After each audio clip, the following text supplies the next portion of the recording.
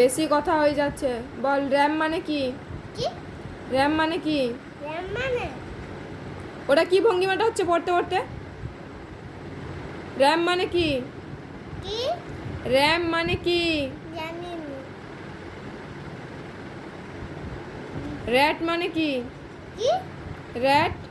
Rat মানে ইঁদুর। আর RAM মানে?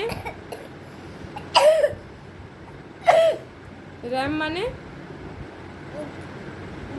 ভেড়া। হ্যাঁ, ভেড়া।